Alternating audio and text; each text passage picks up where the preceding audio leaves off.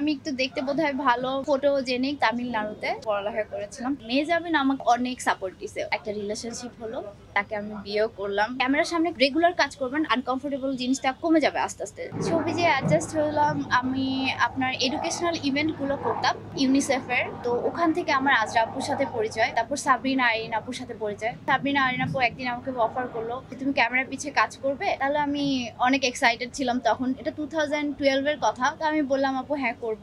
পরে আমি অমিতাভ রেজার অফিসে হাফস্টপ ডাউনে জয়েন করলাম। কাস্টিং করতাম, কস্টিউম করতাম। আর্ট ডিপার্টমেন্ট আমার একটু শখেরই ছিল, ছোটবেলা থেকে আর্ট টার্ট আমার খুব পছন্দ ছিল। ওখান থেকেই আমার শুরু, সবার সাথে ওখান থেকেই পরিচয় হওয়া। স্যান্ডেলিনা সো, রূপচর্চায় আভিজাত্য।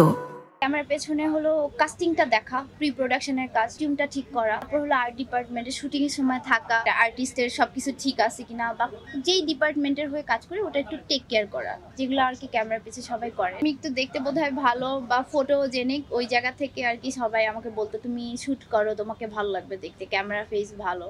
তো ও জায়গা থেকেই আমার আসলে এই কাজটা করা। ভিজুয়াল কাজ বলতে আমি আদনান রাজীবের একটা নাটক করছিলাম, মিডল ক্লাস সেন্টিমেন্ট। এটা একটা ঈদের নাটক ছিল। আচ্ছা আচ্ছা, এখানে রোলটা কি ছিল? আমার মেন যে ক্যারেক্টার ছিল আমার ভাই, ওনার আমি ছোট বোন ছিলাম। আদনান ভাই আমাকে অলওয়েজ সাপোর্ট করছে। এটা বলতে পারেন আদনান ভাই আর মেহজাবিন আমাকে এই ক্যারেক্টারটা দেওয়ার জন্য অনেক সাপোর্ট দিছে। ওই বলছে যে ওকেই মানাবে সব থেকে বোনের ক্যারেক্টারে। ক্যামেরার সামনে কাজ করাটা জিনিস কি, আপনি রেগুলার কাজ করবেন, আপনার কিন্তু আনকমফোর্টেবল জিনিসটা কমে যাবে আস্তে আস্তে, ডে বাই ডে। ওই সময় কি ধমক খেতে হয়েছিল? ভাই অনেক ভালো ডিরেক্টর, সে কখনো ধমক দেয় না। সে বারবার বলছে এই তুই মনে কর তোর সামনে কোনো ক্যামেরা নাই, হ্যাঁ ওইভাবে কাজ কর, ওইভাবে ওরকম করে করা। আচ্ছা আচ্ছা।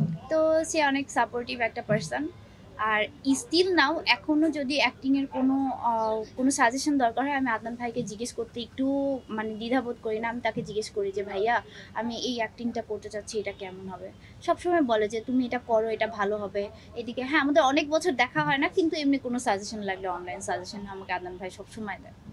আমাদের দেশের বাড়ি হলো আপনার মাদারীপুর কালকিনি, ওখান থেকে। তো আমি ছোট থেকে বড় হয়েছি চিটাংয়ে। আমার বাবা ব্যবসায় জব করতেন। Chittagong BN school and college, ওখানে আমার স্টার্ট পড়াশোনা। ক্লাস 6 পর্যন্ত ওখানে ছিলাম। তারপর ঢাকায় খালামুনির এখানে চলে আসা। এখান থেকে আমার ও লেভেলস এলেভেলস করা। আমি হায়ার এডুকেশনের জন্য ইন্ডিয়াতে পড়ালেখা করেছিলাম, তামিলনাড়ুতে, কোয়েম্বাটোরে। বেসিক্যালি আমার সাবজেক্ট ছিল সিএসসি, এথিক্যাল হ্যাকিং। করোনার সময় ফেরত আসা, করোনার সময় 2 বছর বসে থাকাতে একটুখানি ডিপ্রেশনে চলে যাওয়া হয়েছিল, আমার মন খারাপ হতো। পরে আমার একটা রিলেশনশিপ হলো, তাকে আমি বিয়েও করলাম, 2 বছর হলো। এখন আবার আমি কাজ স্টার্ট করছি, এখন যদি একটু ভালোভাবে কাজ টাজ করা যায়।